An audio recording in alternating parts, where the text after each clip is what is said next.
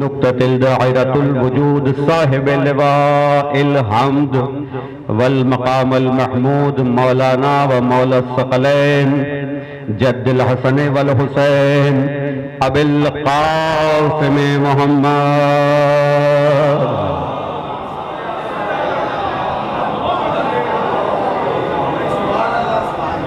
وأهل بيته الطيبين الطاهرين المعصومين المظلومين المنتخبين المنتجبين الذين أذهب الله عنكم الرجس أهل البيت ويطهرهم تطهيرا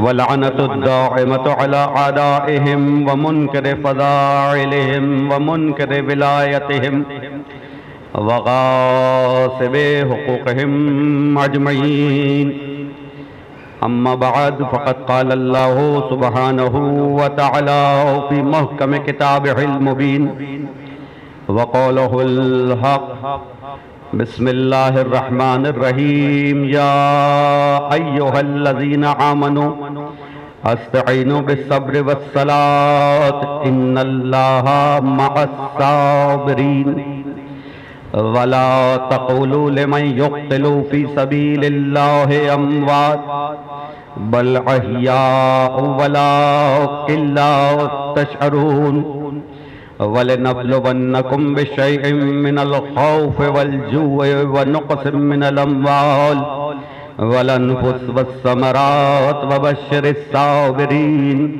الَّذِينَ إِذَا أَصَابَتْهُم مُّصِيبَةٌ قَالُوا إِنَّ لِلَّهِ وَإِنَّا إِلَيْهِ راجعون أولئك عليهم صلوات من ربهم ورحمة وأولئك هم المهتدون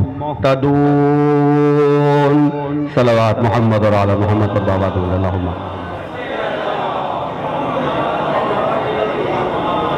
نعرہ تکبیر اللہ اکبر نعرہ رسالت نعرہ حیدری یا علی اللہم صلی علی محمد وآل محمد یا علی علی عشر محرم الحرام سن 1443 ہجری کے سلسلے کی پہلی تقریر آپ حضرات اس عزاخانے میں سماعت فرما رہے ہیں افق پر ماہ محرم کا چاند نمودار ہوا اور آپ کے لہو کی طہارت آپ کو فرش عزا تک لے آئی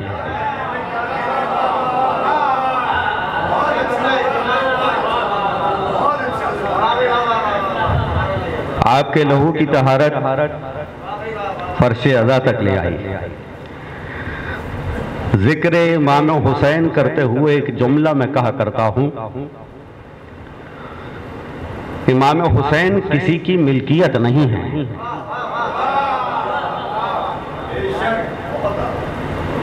بیدار مجمع میرے سامنے بیٹھا ہے اور جب اتنے اچھے سامعین بیٹھے ہوں میں یوں کہوں کہ جو لفظوں کے تاجر بیٹھے ہوں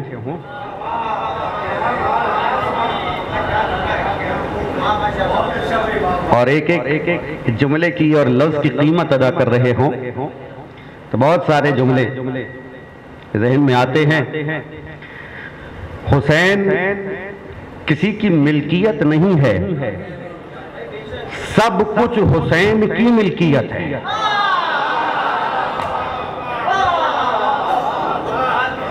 حسین کسی کی ملکیت نہیں سب کچھ حسین کی ملکیت ہے سب کچھ حسین کی ملکیت ہے اسی لیے جب عزا خانہ کھولا جاتا ہے اور سجایا جاتا ہے جناب ایک سننے والا میرا کتنے شعراء کرام بیٹھے ہیں میرا دل خوش ہو رہا ہے دیکھ کر جب عزا خانہ کھلتا ہے عزا خانہ سجتا ہے تو کوئی شرط نہیں ہے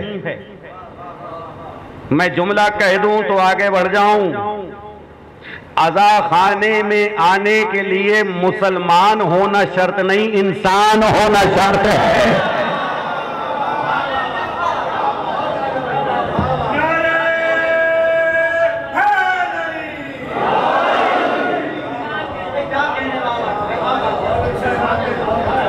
عزا خانے میں آنے کے لیے مسلمان ہونا شرط نہیں ہے، انسان ہونا شرط ہے۔ اب آپ کہیں مولانا نے اپنی طرف سے کہا، میں اپنی طرف سے کیوں کہوں اگر غالب کہیں؟ بس کہ دشوار ہے ہر کام کا آسان ہونا،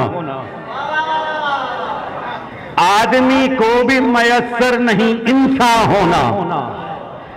مسئلہ یہ ہے کہ آدمی تو بہت ہیں، ان آدمیوں میں انسان کتنے ہیں؟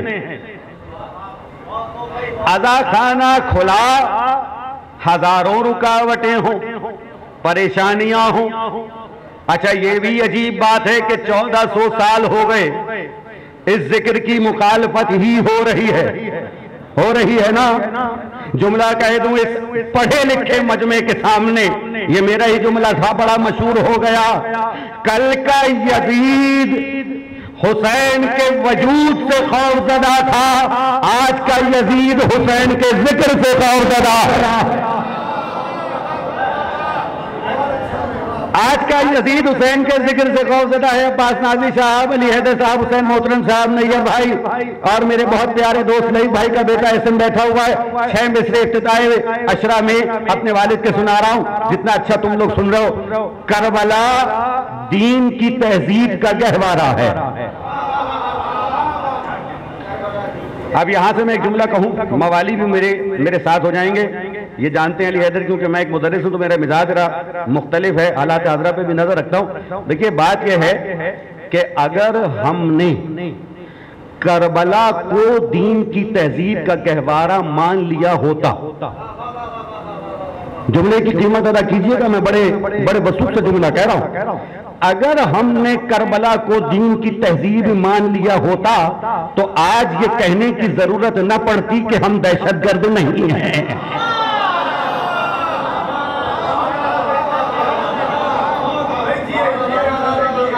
یہ میں نے بہت بڑا جملہ کہہ دیا ہے، یہ میں نے بہت بڑا جملہ کہہ دیا ہے۔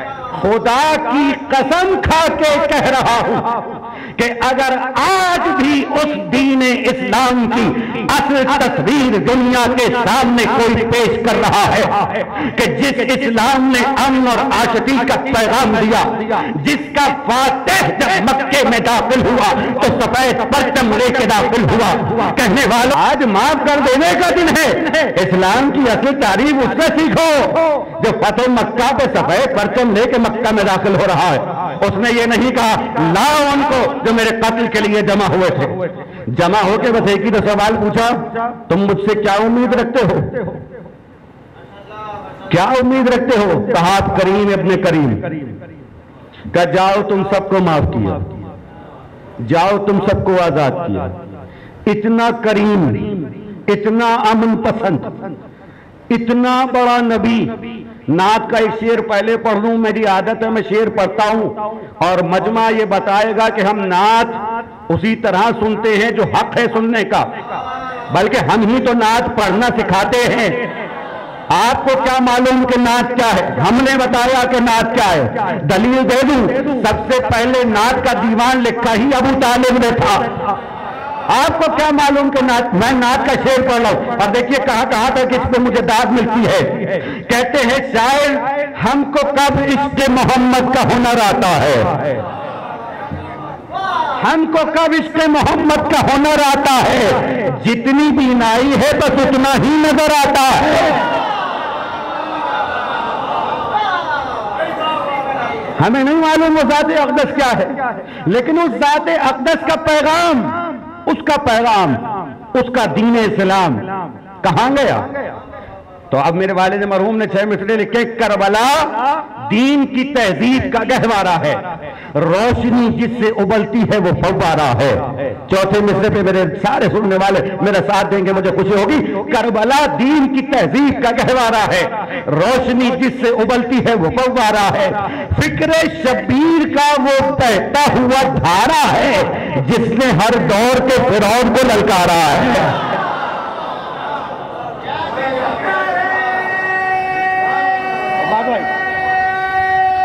سلامت رہیے۔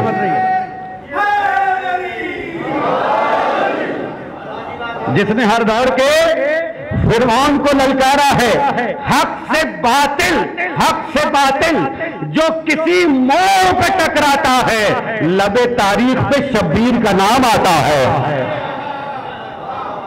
لب تاریخ پہ شبیر کا نام آتا ہے۔ سنو بھائی، یہ فصل ادا، یہ مجلس حسین، یہ فرش ادا روایتاً نہیں بچھاتے، روایتاً نہیں بچھاتے۔ عجیب بات کہہ کر آگے بڑھوں، یہ اتنا بڑا مجمع دیکھا، آج پہلی محرم ہے، دل خوش ہوا۔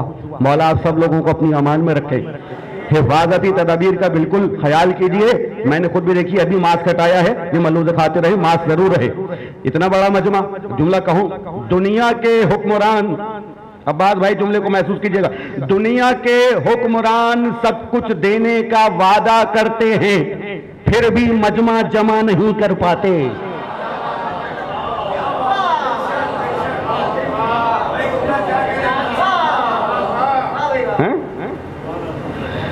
یہ ملے گا، یہ ملے گا، یہ ملے گا، یہ ملے گا۔ اور دوسرا جملہ عزاداروں کے لیے کہہ رہا ہوں، داد آپ نے دی ہے، مجمع پھر بھی نہیں جمع ہوتا۔ میرے شناسہ چہرے، یہ عجیب معجزہ ہے، وہاں چاند جمع ہوا نکلا اور ادھر مجمع جمع ہوا۔ جتنا خطرہ بڑھتا ہے اتنا ہی مجمع بھی بڑھتا ہے۔ یہ عزاداروں کی عجیب ایک کیفیت اور فطرت اور ایک نفسیات ہے۔ شعر کی صورت میں آپ کو سنا رہا ہوں کہ نام شبیر پہ مرنے کو جو تیار نہیں، نام شبیر پہ مرنے کو جو تیار نہیں، ارے وہ کوئی اور قبیلہ ہے، عزادار نہیں۔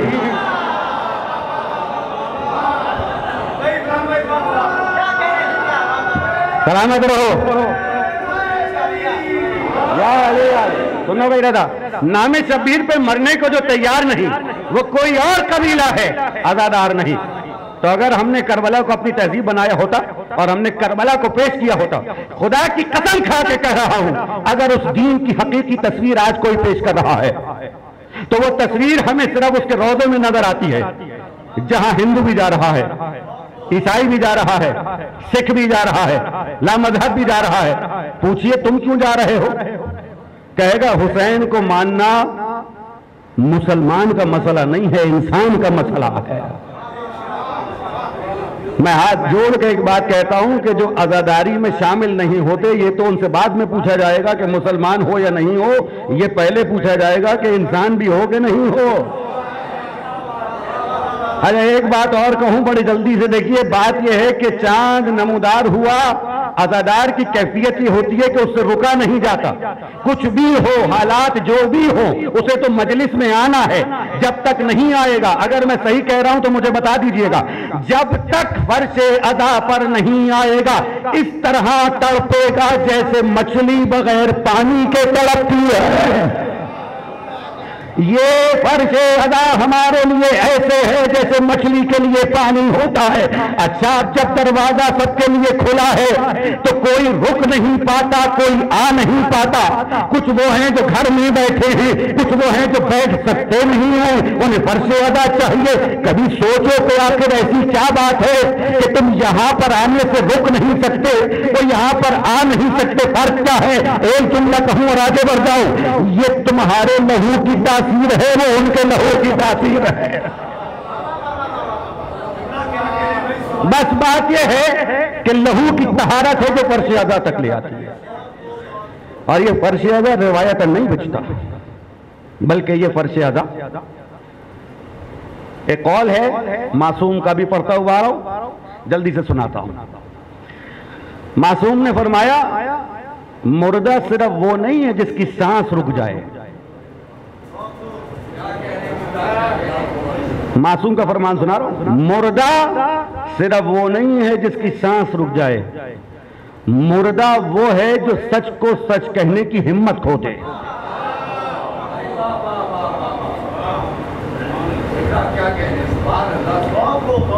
جو سچ کو سچ نہ کہہ سکے، جھوٹ کو جھوٹ نہ کہہ سکے، اچھے کو اچھا نہ کہہ سکے، برے کو برا نہ کہہ سکے، حق کو حق نہ کہہ سکے، باطل کو باطل نہ کہہ سکے، موسیٰ کو موسیٰ نہ کہہ سکے، فرعون کو فرعون نہ کہہ سکے، ابراہیم کو ابراہیم نہ کہہ سکے، نمرود کو نمرود نہ کہہ سکے، حسین کو علیہ السلام نہ کہہ سکے، یزید کو لعنت اللہ نہ کہہ سکے۔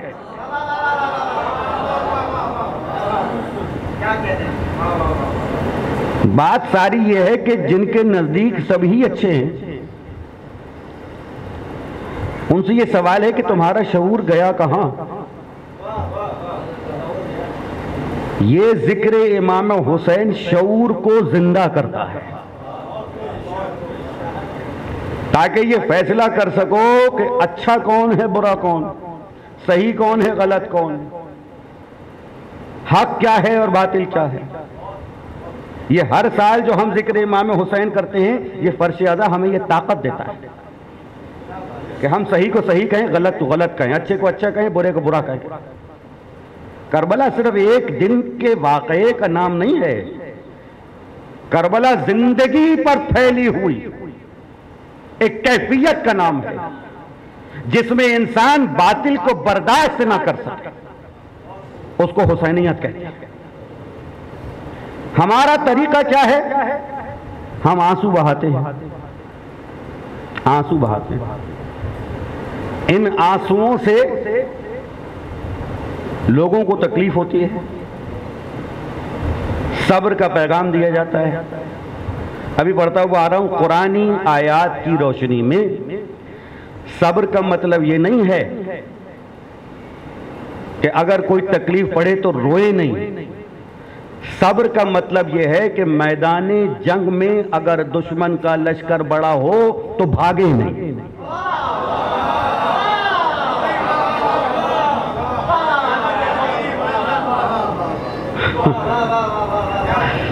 صبر کا مطلب یہ ہے کہ اگر یہ میرا موضوع ہے نا، دیکھیں میں اپنے موضوع سے مسلسل ہو جاؤں، میں کیا کروں؟ اگر قرآن اس کا گواہ نہ ہوتا، تاریخ اس کی گواہ نہ ہوتی، تو میں کبھی یہ نہ کہتا۔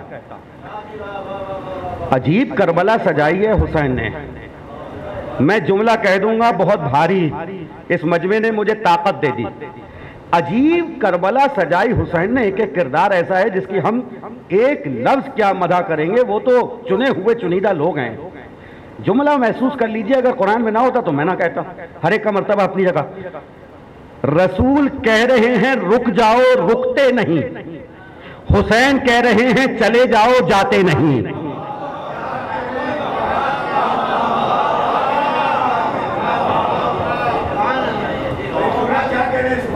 یہ اگر کوٹیشنز نہ ہوتی ساری باتیں تو میں نہ کہتا۔ کہا کہیں پیغمبر کہہ رہے ہیں رک جاؤ، رکتے نہیں ہیں، حسین کہہ رہے ہیں چلے جاؤ، جاتے نہیں ہیں۔ اور آپ نے شاید ڈر کے سن لیا جملہ، لیکن سنیں میں ایک بات کہہ کے آگے بڑھوں۔ پیغمبر یا حجت خدا اگر حکم دے دے تو اس حکم کی خلاف ورزی نہیں کی جا سکتی، گناہ ہے ایسا۔ اب ذرا سا توجہ سے سنیے گا، حسین نے یہ حکم دیا ہے کہ جاؤ یا مشورہ دیا ہے؟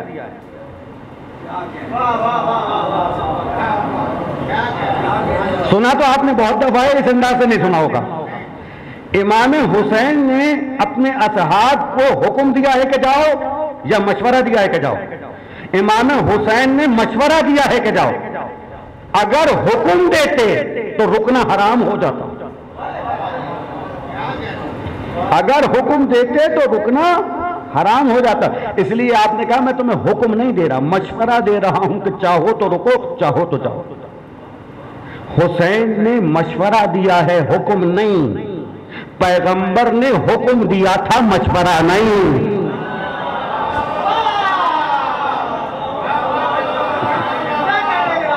کہاں بیٹھے ہیں میرے سننے والوں؟ کہاں بیٹھے ہیں میرے سننے والے؟ مجھے میدان جنگ پڑھنا ہے، مجھے میدان جنگ پڑھنا ہے. ایک صلوات پڑھے محمد اور آل محمد پر.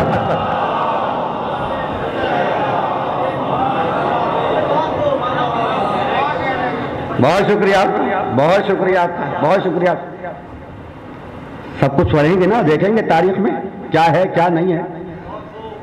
ہمارے پاس اسلام کی تبلیغ کا ذریعہ ہے آنسو. ہم بیٹھ کے رو رہے ہیں، روتے ہم ہیں، تکلیف کسی اور کو ہوتی ہے. ہاتھ ہمارے سینوں پہ پڑتے ہیں، اس کی تکلیف کسی اور کو ہوتی ہے. ماتم ہم کرتے ہیں، روتا کوئی اور ہے. کیا کریں ایسے لوگوں کا؟ بھائی مسئلہ کیا ہے؟ اب سننا ذرا توجہ سے سننا. کچھ باتیں سنا کر بڑی تیزی سے آگے بڑھ گیا ہوں. کہا حضرت یوسف کے بھائی انہیں کنویں میں پھینک کے آ گئے. کنویں میں پھینک دیا، واقعہ ہے نا. بسم اللہ الرحمن الرحیم. الف لام را تلک آیات الکتاب المبین انا انزلناہ قرآنا عربیا لعلکم تعقلون نحن نقص علیک احسن القصص بما اوحینا الیک ھذا القرآن وَإِن كُنْتَ مِن قَبْلِهِ لَمِنَ الْغَافِلِينَ وَإِذْ قَالَ يُوسُفُ لِأَبِيهِ يَا أَبَتِ إِنِّي رَأَيْتُ أَحَدَ عَشَرَ كَوْكَبًا وَالشَّمْسَ وَالْقَمَرَ رَأَيْتُهُمْ لِي سَاجِدِينَ قَالَ يَا بُنَيَّ لَا تَقْصُصْ رُؤْيَاكَ عَلَىٰ إِخْوَتِكَ فَيَكِيدُوا لَكَ كَيْدًا إِنَّ الشَّيْطَانَ لِلْإِنسَانِ عَدُوٌّ مُّبِينٌ. الف لام را حروف مقطعات. تلک آیات الکتاب المبین، یہ آیتیں ہیں ایک مبین کتاب کی. تلک آیات الکتاب المبین انا انزلناہ قرآنا عربیا لعلکم تعقلون، اور ہم نے اس قرآن کو عربی میں نازل کیا تاکہ تم غور اور فکر کرو. انا انزلنا القرآن ذکر لتعقلون نحن نقص علیک احسن القصص. اور اب ہم تمہیں ایک شاندار قصہ سناتے ہیں. کون سا قصہ؟ احسن القصص بما اوحینا الیک ھذا القرآن. دیکھو جیسے سے پہلے ہم قرآن نازل کر چکے ہیں. وَإِذْ قَالَ یوسف لِأَبِیہِ، وہ وقت یاد کرو جب یوسف نے اپنے باپ سے کہا. کیا کہا؟ وَإِذْ قَالَ يُوسُفُ لِأَبِيهِ يَا أَبَتِ إِنِّي رَأَيْتُ أَحَدَ عَشَرَ كَوْكَبًا وَالشَّمْسَ وَالْقَمَرَ رَأَيْتُهُمْ لِي سَاجِدِينَ. اے میرے بابا، میں نے خواب میں دیکھا ہے کہ 11 چاند یعنی 11 ستارے، ایک چاند ایک سورج مجھے سجدہ کر رہے ہیں. قال یا بنیا، انہوں نے کہا اے میرے بیٹے، لا تقصص رؤیاک علی اخوتک، اپنا یہ خواب اپنے بھائیوں کو مت بتانا. فَيَكِيدُوا لَكَ كَيْدًا، کہ وہ تم سے حسد کرنے لگیں گے. اِنَّ الشَّيْطَانَ لِلْإِنسَانِ عَدُوٌّ مُّبِينٌ، شیطان انسان کا کھلا ہوا دشمن ہے.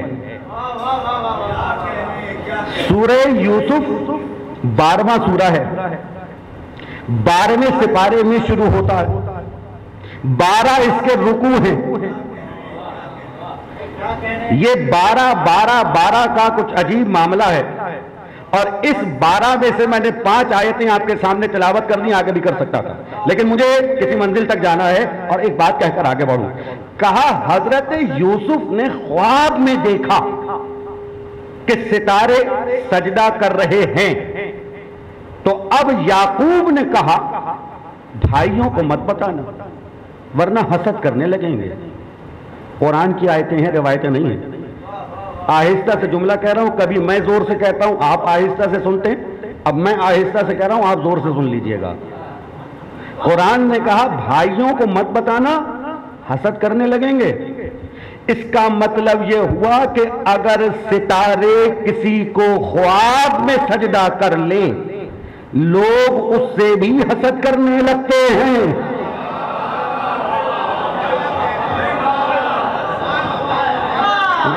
میں نے کچھ کہا، جو لوگ ابھی تک حیران ہو کے سن رہے ہیں بھائی مجھے ان پہ حیرت ہے، مجھے ان پہ حیرت ہے جو لوگ حیران ہو کے سن رہے ہیں. میں سنا رہا ہوں، آج پہلا دن ہے ذرا مانوس ہو جائیں گے چہرہ، کل سے انشاءاللہ. کہا اب آیتیں سنا رہا ہوں. کہا مت بتانا، کس کو؟ بھائیوں کو. بھائیوں کو مت بتانا، بھائیوں کو مت بتانا. ساتھ بیٹھنے والے، نبی کے ساتھ بیٹھنے والے، ہر وقت ساتھ رہنے والے بھائیوں کو مت بتانا ورنہ حسد کرنے لگیں گے۔ اس کا مطلب یہ ہوا کہ اگر ستارہ کسی کو خواب میں سجدہ کر لے تو لوگ اس کے حاسد ہو جاتے ہیں۔ اب اگر کسی کے دروازے پر ستارہ خود اتر آئے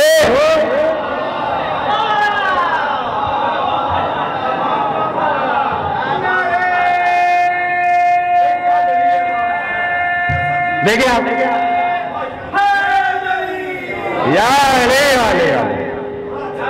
اگر کسی اچھا یہ روایت ہے سنیں آپ 53واں سورہ قرآن کا بسم اللہ الرحمن الرحیم والنجم اذا ہوا ما ضل صاحبکم وما غوا وما ينطق عن الهوى ٹوٹتے ہوئے تارے کی قسم والنجم اذا ہوا ما ضل صاحبکم وما غوا ٹوٹتے ہوئے تارے کی قسم تمہارا صاحب نہ بہتا ہے نہ دیوانہ ہوا ہے۔ علی والوں کو سنا رہا ہوں، علی والوں کو سنا سکتا ہوں، ٹوٹتے ہوئے تارے کی قسم تمہارا صاحب نہ بہتا ہے نہ دیوانہ ہوا ہے، وہ تو کچھ بولتا ہی نہیں جب تک اس پر وحی نہ کر دی جائے۔ اچھا یہ جا کے پڑھنا سورہ والنجم 53 سورہ نازل کب ہوا ہے؟ سن 9 ہجری میں۔ اس وقت پروردگار کو یہ کہنا پڑا تمہارا صاحب نہ بہتا ہے نہ دیوانہ ہوا ہے۔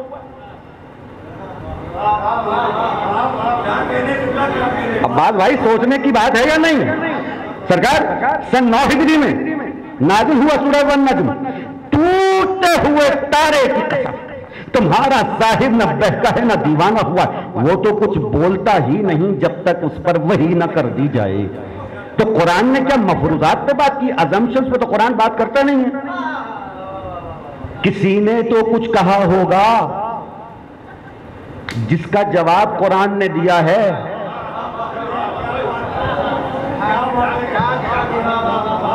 مجھے نہیں پتا لوگوں کا دیکھیں میں تو قرآن سنا رہا ہوں، میں تو کوئی روایت نہیں سنا رہا، میں حدیث نہیں سنا رہا۔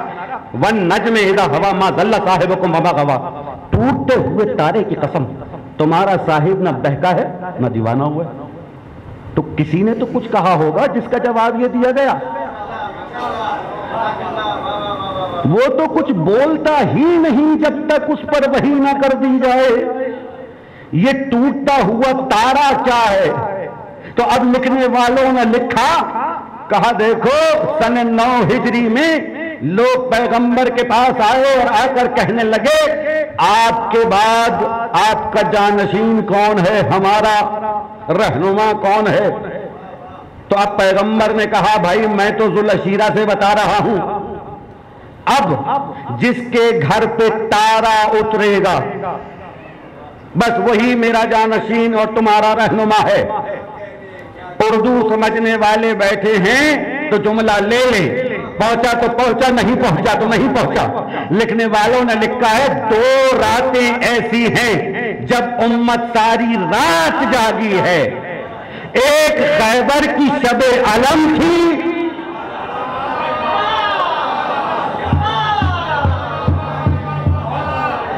حیدر بھائی کہا 2 راتیں ایسی ہیں جب امت ساری رات جاگی ہے، ایک خیبر کی شب علم، کل میں علم اس کو دوں گا جو مرد ہوگا، جو کرار ہوگا، جو غیر فرار ہوگا، اللہ کا محب ہوگا، محبوب ہوگا، پلٹے گا نہیں جب تک اس کے ہاتھ پر پتہ نہ ہو جائے۔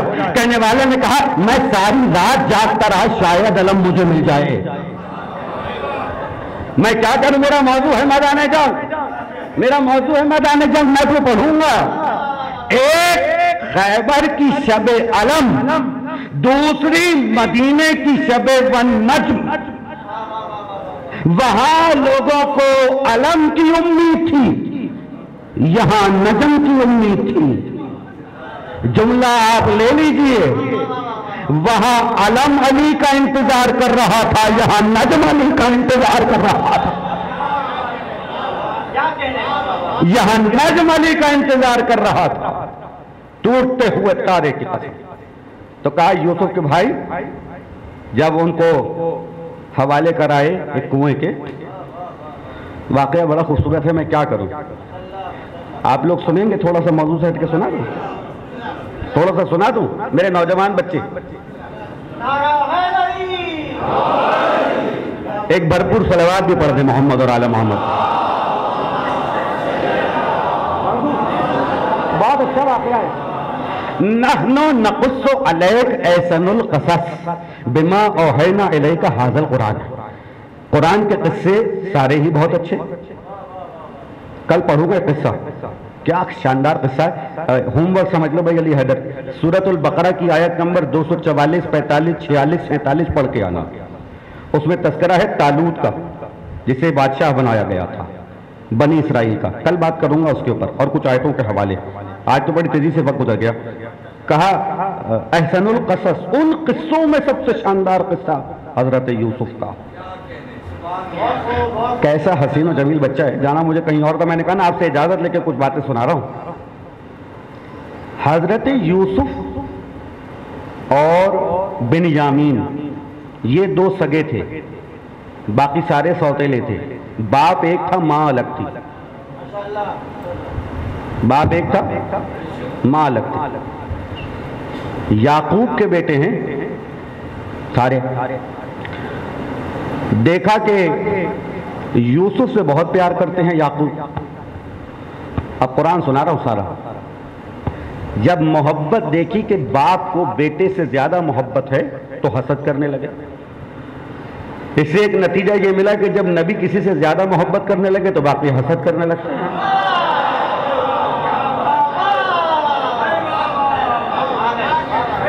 اب تو قصہ سنا رہا ہوں, قصہ سنا رہا ہوں. نبی کسی سے محبت کرنے لگے تو لوگ اس سے حسد کرنے لگتے ہیں. تیزی تیزی سے سناؤں گا. اب حسد کرنے لگے. کہا بھائی یوسف کو ہمارے ساتھ بھیج دیجئے, دوڑ دھوپ کرے گا, تھوڑا کھیلے گا, کودے گا. پروگرام یہ بنایا تھا کہ آگے قتل کر دیں گے. معلوم ہے کیا کہا یعقوب نے؟ یعقوب نے کہا مجھے ڈر لگتا ہے اسے بھیڑیا نہ کھا جائے. اسے بھیڑی ہمارے ہوتے ہوئے بھیڑیا کھا جائے. بہت اصرار کیا, اور جب بہت اصرار کیا تو اب یعقوب کو ماننا پڑا. لیکن کہتے ہیں کہ جب رخصت کیا تو رخصت کرتے ہوئے روئے, بہت روئے. لے گئے. اب جو لے گئے تو لے جا کے آیت اللہ ناصر مکارم شیرازی صاحب کی تفسیر کہا لے جا کے جب کنویں میں پھینکنے لگے تو یوسف ہنسنے لگے. بس بڑا باریک سا ایک معرفت کا واقعہ ہے, جملہ ہے یوسف کا. یوسف ہنسنے لگے. یوسف تمہاری جان جا رہی ہے, تم ہنس رہے ہو کس بات پر؟ کہ میں اپنی سوچ پہ ہنس رہا ہوں کہ جنہیں میں اپنا محافظ سمجھتا تھا وہی میرے دشمن ہوگا.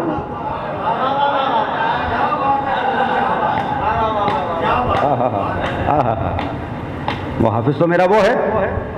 تو اب ڈال دیا اندھے کنویں میں, اور کنویں میں جب ڈال دیا تو کچھ دیر کے بعد ایک قافلہ گزرا. قافلے نے ڈول ڈالا, اور ڈول جب ڈالا, اس سے پہلے ایک واقعہ مولانا فرمان علی صاحب نے اپنی تفسیر میں لکھا ہے, وہ بھی بڑا خوبصورت ایک نقطہ آپ کے حوالے کر کے آگے بڑھوں. اگر آج پہلی محرم نہ ہوتی تو شاید میں یہ بات نہ کرتا. جناب یوسف کو جس کنویں کے حوالے کیا جا رہا تھا, بعض روایتوں میں لکھا ہے وہ اندھا کنواں تھا, یعنی پانی نہیں تھا, خشک تھا وہ. بعض روایتوں سے پانی تھا. لکھا یہ ہے کہ اس کنویں میں سانپ اور بچھو بھی تھے.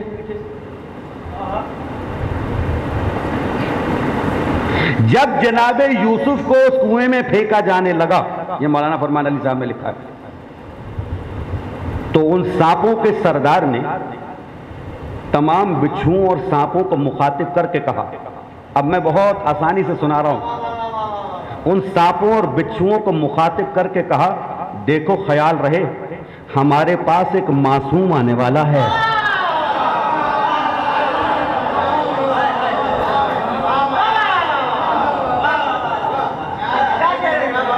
آپ نے حق ادا کیا, آپ نے حق ادا کیا, آپ نے حق ادا کیا. سانپوں اور بچھوؤں نے کہا ہمارے پاس ایک معصوم آنے والا ہے, کہیں ہماری طرف سے اس معصوم کو نقصان پہنچا تو دیکھو خدا کے سامنے گناہگار ہو جاؤ گے. اور اس نے دوسرا جملہ کہا ہم سانپ اور بچھو تو نقصان پہنچاتے نہیں، یہ انسان کتنا عجیب ہے کہ جو معصوم کو نقصان پہنچاتا ہے کسی سانپ اور بچھو میں نقصان پہنچایا نہیں پہنچایا۔ اب جو بچے میرے نوجوان بیٹھے ہوئے ذرا ان کو تو مخاطب کروں میں، آپ کہیں گے سانپ اور بچھو کا قصہ سنا دیا مولانا نے؟ ہاں سنا دیا۔ جا کے انٹرنیٹ کھولنا، کسی کے پاس موبائل ہو ابھی کھولے اور اس پہ لکھے مزار شرف الدین شاہ ولایت۔ شرف الدین شاہ ولایت کون تھے؟ میرے جج جن کے نام میں شاہ ولایت اسکول ہے، امروہہ میں ان کا مزار ہے۔ واقعہ پتہ کیا ہے؟ بڑی جلدی سے بتا دوں، شاید لوگوں کو پتہ بھی نہ ہو۔ عزیزان محترم، شاہ ولایت کے مزار پہ بچھو ہوتے، لائیو اسٹریمنگ چل رہی ہے، بچھو ہوتے، کاٹتا نہیں ہے، کاٹتا نہیں۔ سنیں گے آپ جو مزاروں والے بیٹھے ہیں، میں تو اکثر ایک جملہ کہتا ہوں، درباروں والے اور ہیں، درگاہوں والے اور ہیں۔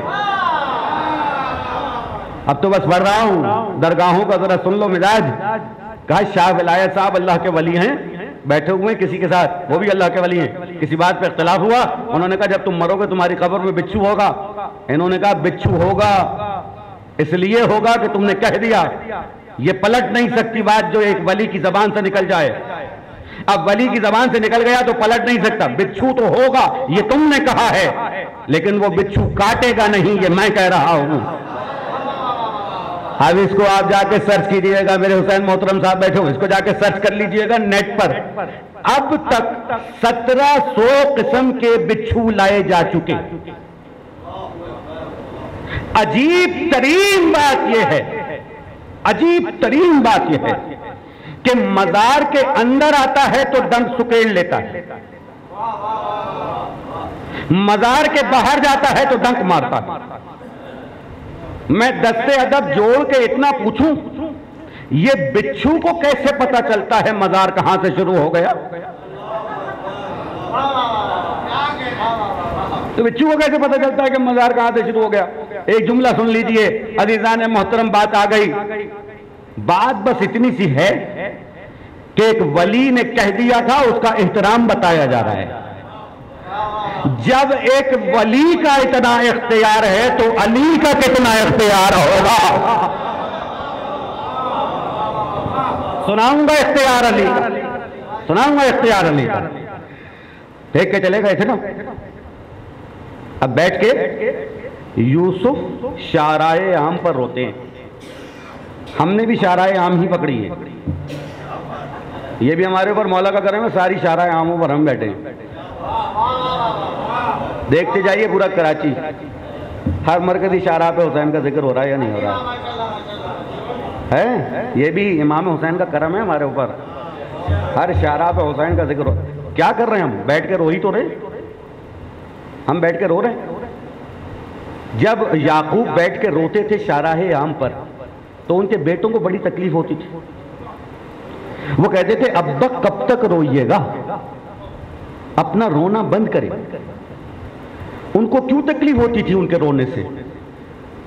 آج کی تقریر کا شاید حاصل جملہ ہو جائے۔ یعقوب کے رونے سے تکلیف اس لیے ہوتی تھی کہ جب شاہراہ عام پر روتا ہوا دیکھتے تھے لوگ تو رک جاتے تھے اور رک کے پوچھتے تھے بات کیا ہے؟ میں جملہ دے رہا ہوں، داد نہیں ملی مجھے، کوئی شکوہ نہیں۔ جب یعقوب رو رہے ہوتے تھے تو لوگ رک کے پوچھتے تھے بات کیا ہے، اور ظالم اسی بات سے ڈرتا ہے کہ کہیں یہ نہ پتہ چل جائے کہ بات کیا ہے۔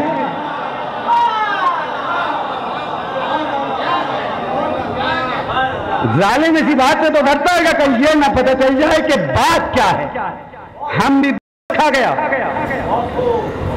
سر کا کاٹنا فاتح ہونے کی دلیل نہیں ہے، سر کا کٹ جانا شکست کھانے کی دلیل نہیں ہے۔ آئیے دیکھیے کربلا ہوئی کس بات پر۔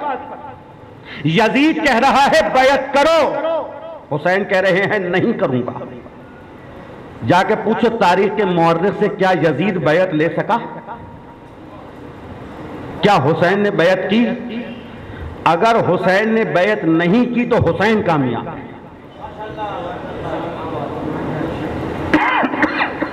حسین کا نظریہ تھا میں بیعت نہیں کروں گا، سر کٹ گیا، بیعت نہیں۔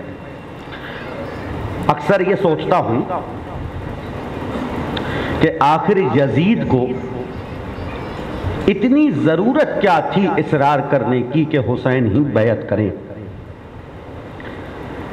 کیونکہ ساری امت تو بیعت کر چکی، پچھلے والے نے نامنیٹ کر دیا، سارے طریقوں سے وہ حاکم نامزد ہو چکا، تو بھائی کیوں اصرار کر رہا ہے کہ تم بیعت کرو؟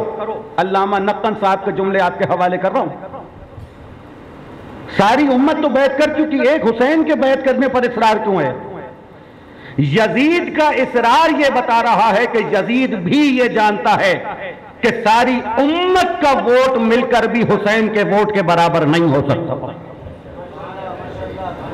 اور امت تو کیا کائنات بھی میں آ جائے ایک طرف تو حسین کے ووٹ کے برابر نہیں ہو سکتا۔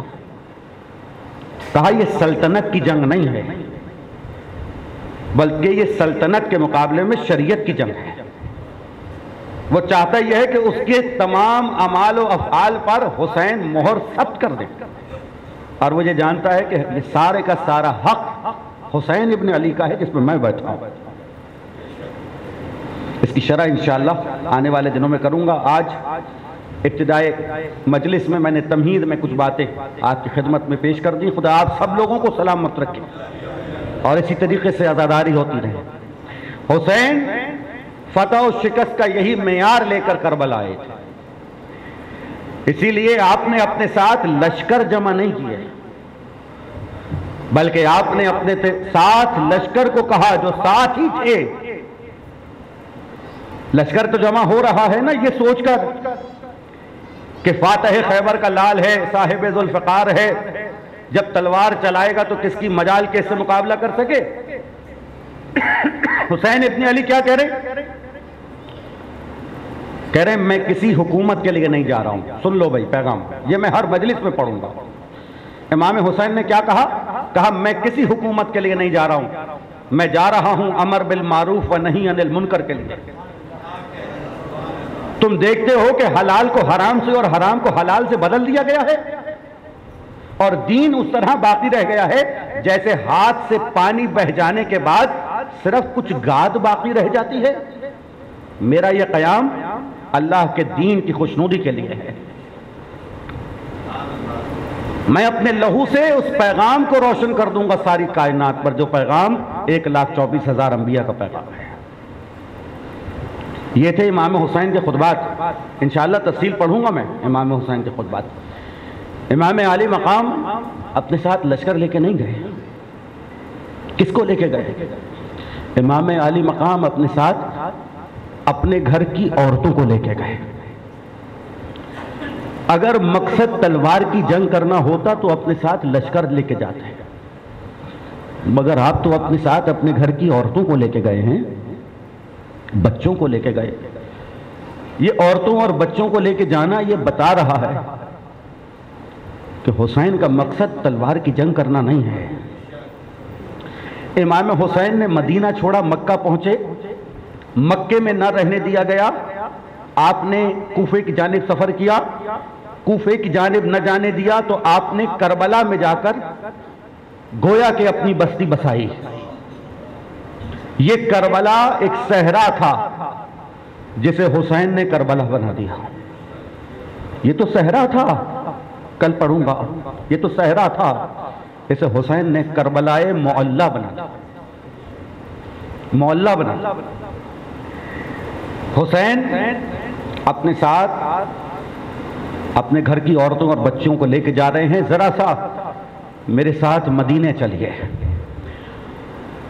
کون سا مدینہ؟ وہ مدینہ جسے حسین کے نانا نے بسایا ہے، حسین کے نانا نے بسایا ہے۔ اس مدینے سے حسین کی بڑی یادیں وابستہ ہیں، اس مدینے سے حسین کی بڑی یادیں وابستہ ہیں۔ اسی مدینے میں رسول اللہ اپنی کاندھوں پہ سوار کرا کے حسنین کی سواری بنے تھے، اسی مدینے کی گلیوں میں گھوما کرتے تھے۔ اسی مدینے میں مسجد میں خطبہ دیتے ہوئے جب حسین کو آتے ہوئے دیکھا تو خطبہ روک دیا۔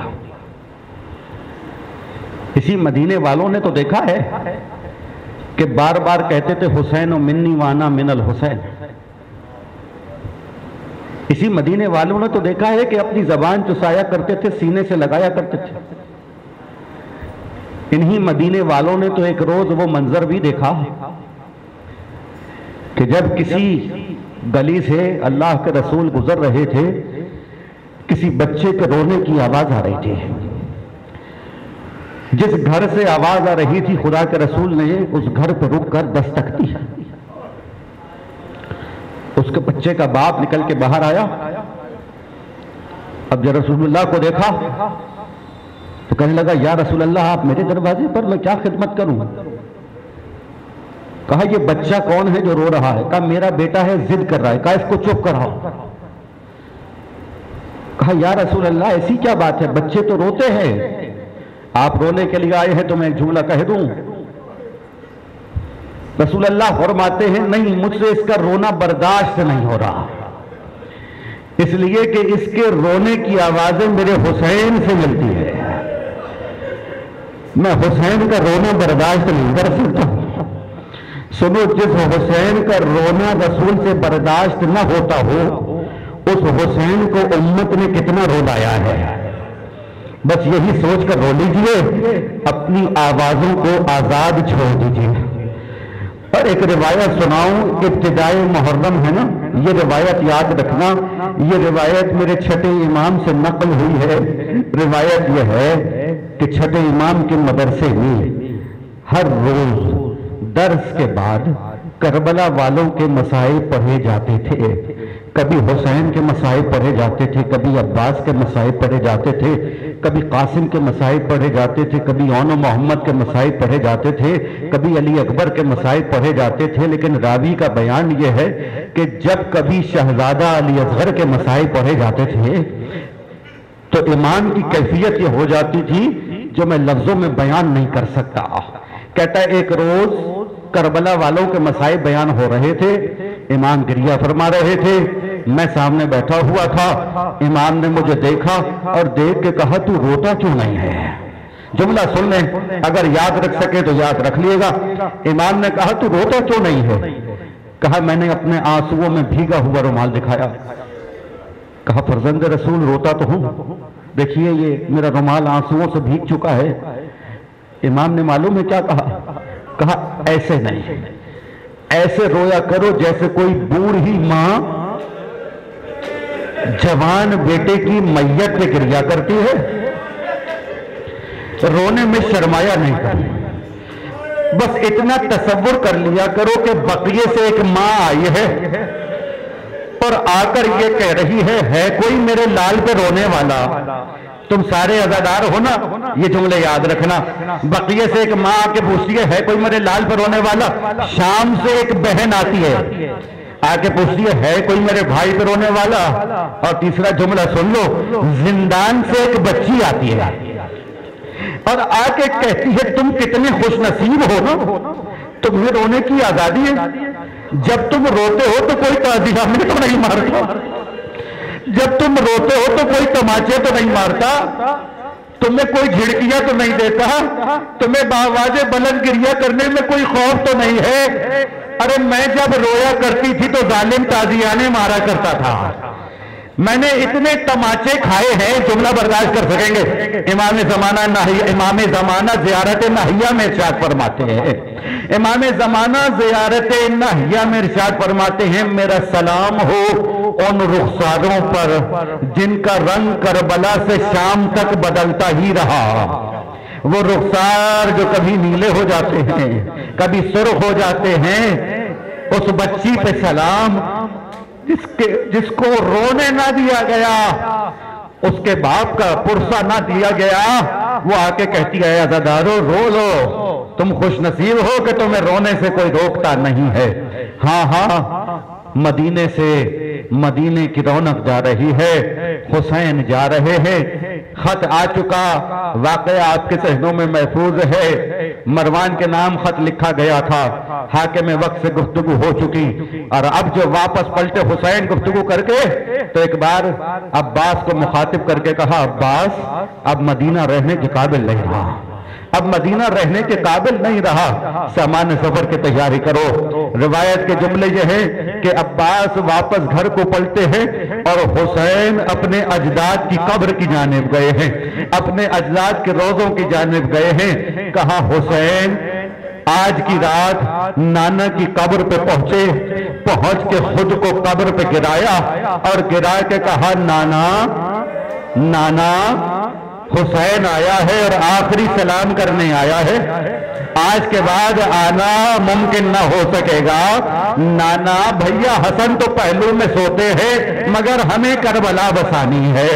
روتے جاتے تھے اور وہ منزلیں یاد کرتے جاتے تھے کہ کیسے میرے نانا مجھے پیار کیا کرتے تھے۔ ایک ایک منظر ذہن میں آتا جا رہا تھا اور گریہ بڑھتا جا رہا تھا، روتے روتے غش آ گیا۔ روایت کے جملے ہیں کہ جب غش آ گیا تو خواب میں دیکھا کہ رسول اللہ تشریف لائے ہیں۔ کیفیت یہ ہے کہ بال بکھرے ہوئے ہیں، گریبان کھلا ہوا ہے، روتے جاتے ہیں اور ایک بار سینے سے لگا کے کہتے ہیں، میرے بیٹے حسین مشیت کو یہی گوارا ہے، راہ خدا میں تمہاری جان لی جائے گی۔ ایک بار حسین نے کہا، میں جملہ کہہ دوں گا، نہیں معلوم کہ کس کے دل کو چھو جائے۔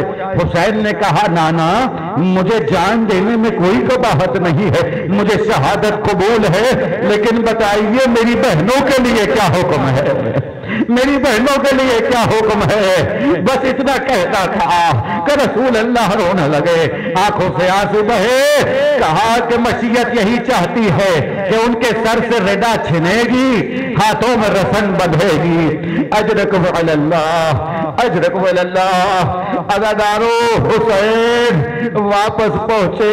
روایت کے جملے یہ ہیں، ایک فہرست تھی کہ جس میں تمام شہداء کے نام تھے کہ جن کو یہاں سے جانا تھا، یعنی مدینے سے جانا تھا۔ کہا، عباس یہ فہرست لے لو اور سب کو بتا دو کہ چلنا ہے اور اب سفر کی تیاری کریں۔ ایک بار عباس نے علی اکبر سے کہا، علی اکبر سفر کی تیاری کرو۔ قاسم سے کہا، سفر کی تیاری کرو۔ اور محمد سے کہا، سفر کی تیاری کرو۔ آخری جملے مصائب کا کہہ رہا ہوں۔ کہا کہ فہرست دیکھتے جاتے تھے اور ہر ایک کو کہتے جاتے تھے سفر کی تیاری کرو، لیکن ایک نام جو پڑھا تو اب عباس کی آنکھوں سے بھی آنسو بہنے لگے اور یہ سوچنے، اب نہیں روتا کوئی تو نہ روئے، میں اس سے زیادہ مصائب نہیں پڑھ سکتا۔ عباس کی آنکھوں سے آنسو بہنے لگے، سوچنے لگے میں اس کو کیسے بتاؤں، کیسے ساتھ جانا ہے۔ معلوم ہے یہ کس کا نام تھا؟ یہ ایک بچے کا نام تھا جس کا نام ہے علی اصغر۔ کیسے بتاؤں علی اصغر کو کہ علی اصغر تمہیں ساتھ جانا ہے؟